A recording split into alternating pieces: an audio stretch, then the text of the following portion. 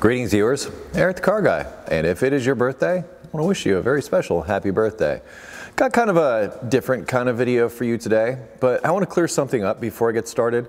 Some of you seem to think that this behind me is a green screen. It's not. Would I be able to do this if it was a green screen? Now I also want to get this out of the way. This is not a sponsored video. This is something that I'm voluntarily doing on my own to describe to you about my trip to Finland and the time I spent with Nokian tires there. They did not pay me to do or say any of this stuff. Yes, they flew me over to Finland to check out their factory, also drive their new R3 tires on their ice lake and all that stuff. That is all true, but they did not pay me to make this specific video. I'm doing this all on my own. Let's get to the cool stuff that I did when I went to Finland with my good friend Humble Mechanic, and it was awesome. Just to say the least, awesome. It was my second time to Finland. I feel like a world traveler now. Yeah, I've just been to Finland, but Finland's pretty cool. At least it was for me. I went to Helsinki, spent a little bit of time there, and then we traveled up north to the town where the Nokian tire factory is. Actually toured the factory. Although I will admit it was somewhat lacking in the stuff that we actually could see, because a lot of that stuff is proprietary and top secret, and they don't necessarily want to share that with people, so a lot of no picture signs. I respected that, but to be honest, like the coolest part I think of when tires are made is when they're actually put into the mold, and you can't see inside that anyway. So they go in as these blobs of, well, not necessarily blobs, they're very finely constructed pieces of rubber and composite materials and things, and they're put into this mold, and it comes down around the outside and squeezes in, and that's what creates the tread and all the patterns and all that stuff on the outside, all the words, everything on there. As I said, you can't see that. It's in there for like, well, it depends on the tire. It could be in there for 5 minutes, it could be in there for 20 minutes. It really just depends. Once again, they didn't let me take pictures of any of that. Although I did think it was cool, and it was nice of them to show that, and now I have a much more intimate understanding of how tires are put together. And those of you that know me know that I am something of a tire junkie, in that I really like tires, especially good tires. I get out of my car in the parking lot, and I'm often looking at the car next to me, seeing what kind of tires it has, what kind of shape they're in. That's the kind of guy I am. So a trip to Finland to check out tires and do tire stuff, well, yeah, I can definitely dig that. All right, so the really cool part was when we went up to Ivalo, and we went to what Nokian Tires calls White Hell, which is sort of a play on Green Hell, which is, you know, in Germany, Nürburgring and all that kind of thing. And that's where they do their tire testing. And it appears they're not the only ones anymore. Some people have caught on to that, and other companies are heading up that way to test winter tires in extreme conditions. Nokian's been doing it for more than 30 some odd years. They were the ones that invented the winter tire to begin with, back in 1934, I believe it was. Yeah, and in 1936, their first Hakkapeliitta line came out, and the rest is history. Well, the reason I was there is because they're introducing a new R3 line of winter tires, which is why they brought us up there, so that we could check out their new tires on their testing facility on an ice lake.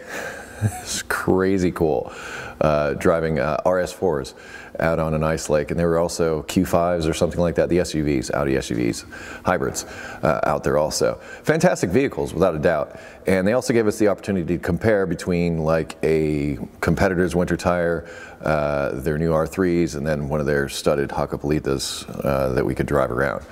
Obviously, the best above board on an ice lake is the studded Hakkapeliittas. There's no doubt about it. But there's new cool stuff in the R3s that they have. They put like special flavor crystals in the tread to sort of act like studs a little bit.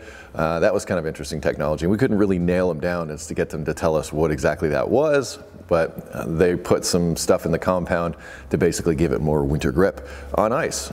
Okay, I just enjoyed being out there and driving out there.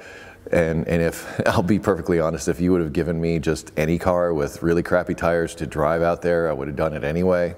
But I drove on theirs, and yes, they are fantastic tires. Some of you, have commented to my social media, to my postings about this stuff, and have said things like, oh, Nokia makes worse tires, blah, blah, blah. Well, I'm just going to say this. I've driven on Nokian tires in the desert, yes, out in Las Vegas. I drove on their new all seasons out there, and I've driven in the Arctic on their winter tires. I felt that they were awesome in both conditions, and I'm not just saying that. Once again, tire junkie. I would tell you if I thought, well, it's a little bit of hype. No, I mean, these people are like tire junkies on a level that is well beyond anything that I could ever be. I mean, they make and design these things, and they work very hard at what they do, and I appreciate that. I mean, they go through the trouble of flying people like me and Humble Mechanic out to check these things out. Now, I also have to say that the people that I spent time with there in Finland, amazing people. Just had a blast. I mean, yes, we got our work done, but there were also some other cool things that we did, like a little bit of dog sledding, a little bit of snowmobiling. Okay, I'll admit, I dumped a snowmobile in the snow. Here's a clip.